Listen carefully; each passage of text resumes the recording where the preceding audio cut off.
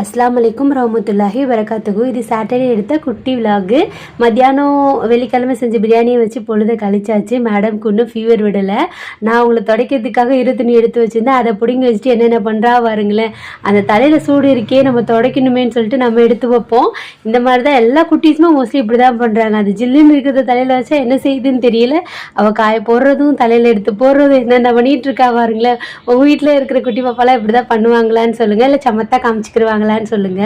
இதுல வேற பாட்டு வேற மேடமுக்கு, அதை வேற பாடிக்கிட்டு என்ஜாய் பண்ணிக்கிட்டு இருக்காங்க பாருங்களேன்.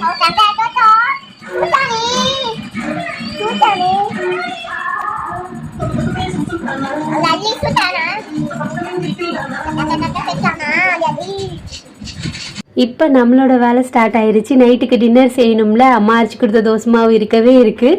அதெல்லாம் எடுத்து வைக்கலான்னு சொல்லிட்டு தானே ஃப்ரிட்ஜில் இருந்துச்சு. அதனால் கொஞ்ச நேரம் எடுத்து வெளியில் வச்சிடலான்னு சொல்லிட்டு நல்லா திக்காக ஆட்டி கொடுப்பாங்க. எப்படி தான் எம்பிட்டு திக்காக ஆட்டுறாங்கன்னு தெரியல.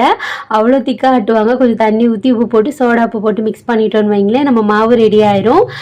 குழம்பும் இல்லை ஏன்னா நம்ம பிரியாணி வச்சு அட்ஜஸ்ட் பண்ணியாச்சு மத்தியானத்து பொழுத.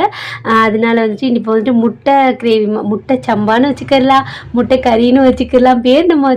டேஸ்ட் நல்லா இருக்கும். எண்ணெய் காஞ்சதுக்கு அப்புறமா ஒரு 2 பெரிய வெங்காயம் கட் பண்ணி போட்டிருக்கேன். ஒரு 3 தக்காளி குட்டி குட்டியாக, அதனால 3 தக்காளி இல்லைன்னா 2 தக்காளி, கொஞ்சமாக இஞ்சி பூண்டு பேஸ்ட் போட்டிருக்கேன். அப்புறம் இதில் என்னென்ன மசாலா போட்டிருக்கேன்னா கொஞ்சமாக மஞ்சள் பொடி, கொஞ்சம் மிளகா பொடி, கொஞ்சம் கரம் மசாலா போட்டுட்டு கொஞ்சமாக தண்ணி ஊற்றி கொதிக்க வச்சுருக்கேன். ஏன்னா கொஞ்சம் கிரேவி வேணும்ல, அதனால தான்.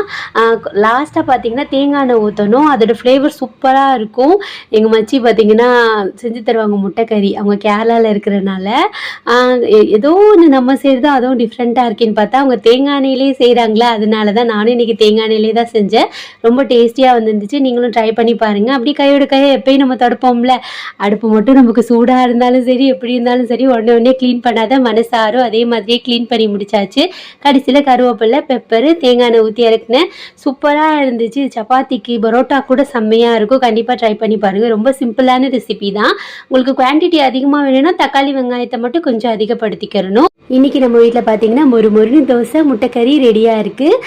நல்லா எண்ணெயை ஊற்றி நல்லா பேப்பர் ரோஸ்ட்டாக செஞ்சு அப்படியே சாப்பிட்றதுக்கு எனக்கு பிடிக்கும். இதில் அப்படியே மில்க் மேட் ஊற்றி சாப்பிடவும் எனக்கு பிடிக்கும். இன்றைக்கி நம்ம வீட்டோட டின்னர் பார்த்தீங்கன்னா இதுதான். பிடிச்சா மறக்காமல் லைக் பண்ணிக்கோங்க. அப்புறம் உங்கள் வீட்டில் நேற்று என்ன டின்னர் சொல்லிட்டு மறக்காமல் சொல்லுங்கள். நாளைக்கு என்ன டின்னர்னு சொல்லிட்டு நாளைக்கு பார்க்கலாம். நாளைக்கு என்ன வீடியோன்னு சொல்லிட்டு நாளைக்கு பார்க்கலாம். அஸ்ஸலாமு அலைக்கும்.